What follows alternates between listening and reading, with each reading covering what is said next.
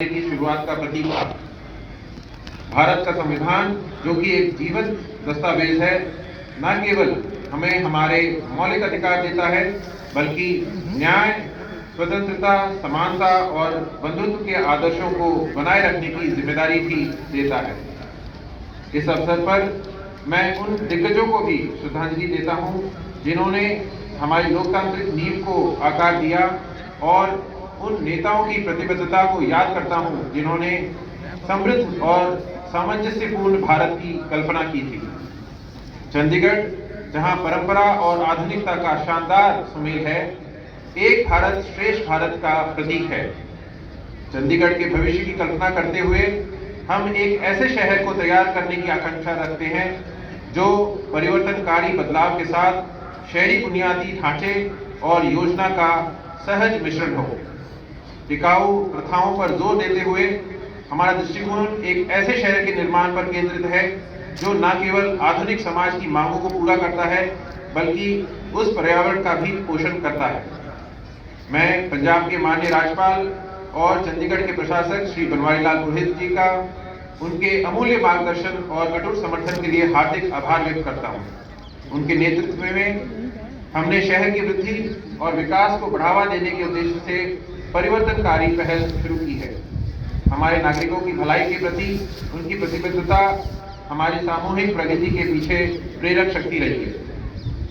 हाल ही में माननीय प्रधानमंत्री जी के मार्गदर्शन में आयोजित विकसित भारत यात्रा ने विकास और परिवर्तन के प्रति शहर की प्रतिबद्धता को प्रदर्शित किया। इस यात्रा के तहत चंडीगढ़ ने यह सुनिश्चित करने का प्रयास किया कि प्रत्येक नागरिक को कल्याणकारी योजनाओं का लाभ मिले।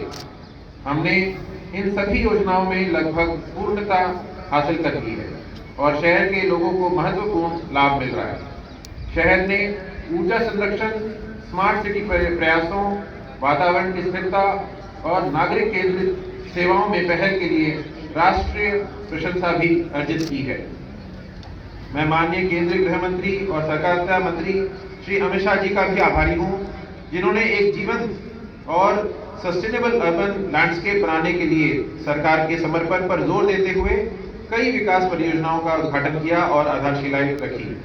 आवास में सशस्त्र पुलिस परिसर धनास में 700 से अधिक घरों का पूरा होना, जिससे मार्च 2024 तक अतिरिक्त घर पूरे हो जाएंगे, पुलिस कर्मियों के लिए प्रतीक्षा समय में काफी कमी का प्रतीक है।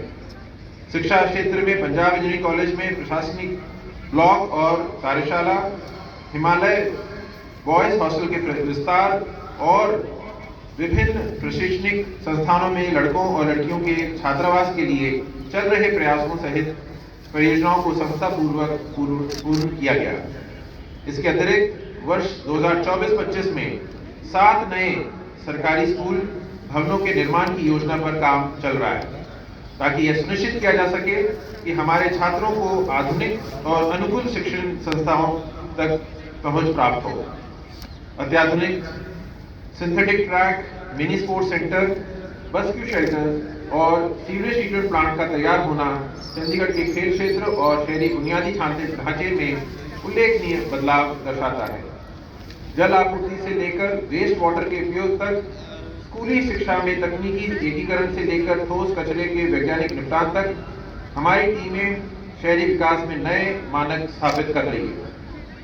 इंटीग्रेटेड कमांड एवं कंट्रोल सेंटर परियोजना ने घर घर से कचरा इकट्ठा करने, परियोजनाओं की सेवा स्तरीय निगरानी, विकलांग छात्रों की पेंशन को सक्षम करने, सभी पेंशन भोगियों, स्कूली छात्राओं की GIS मैपिंग, असामयिक सड़क क्षति के मूल कारण का विश्लेषण और घातक दुर्घटनाओं में उल्लेखनीय 28% की कमी जैसे क्षेत्रों में पर्याप्त लाभ पहुंचाया है।